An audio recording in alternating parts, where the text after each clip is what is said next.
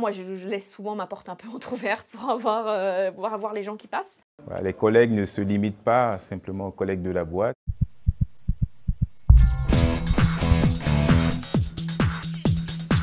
Je m'appelle Valérie Galis, je suis consultante en ressources humaines. Je suis donc Fidèle Awansou, gérant de Delta U Ingénierie.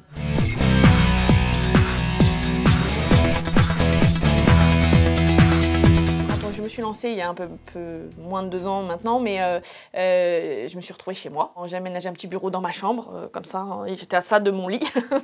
Et du coup, à un moment donné, c'est un peu compliqué quand on est indépendant d'être en 100% télétravail. Je suis arrivé dans le monde de la création par le biais de la CCI. Et le fait que mon activité soit dans le cadre des éco-activités, ils m'ont aiguillé vers la pépinière d'entreprise qui ouvrait quasiment au même moment. Ça permet d'avoir un petit bureau pas trop cher, il faut dire ce qui est.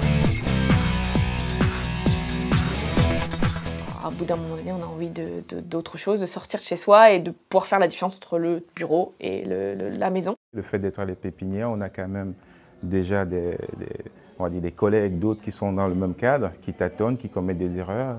On partage. Sur l'étage, on est plusieurs à être un métier similaire ou approchant.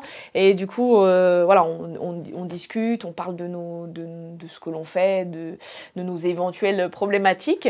Le fait d'être dans l'éco-pépinière permet déjà d'avoir un cadre de collaboration ou un peu d'animation que je ne vais pas forcément gérer si j'étais tout seul dans ma boîte. Le cadre s'y prête déjà, tout le monde descend, il y a des affinités qui se font avec d'autres entreprises et voilà. Donc voilà, les collègues ne se limitent pas simplement aux collègues de la boîte, ils vont échanger avec d'autres personnes dans la structure. Il y a aussi l'équipe encadrante en fait, de la pépinière, donc de Grand Paris Sud, qui essaye qui nous accompagne. Ils m'ont aidé à m'ouvrir à l'entrepreneuriat, à comprendre ce que c'est. J'ai affiné aussi ce que je recherchais.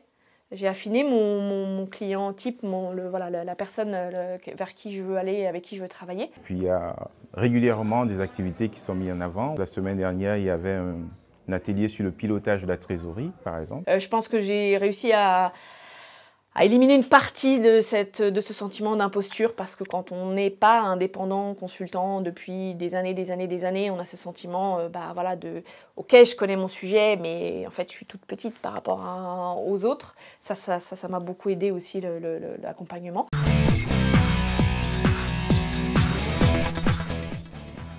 Solidarité. Plus sereine face à tout ça, quoi. T'attends quoi pour nous rejoindre ?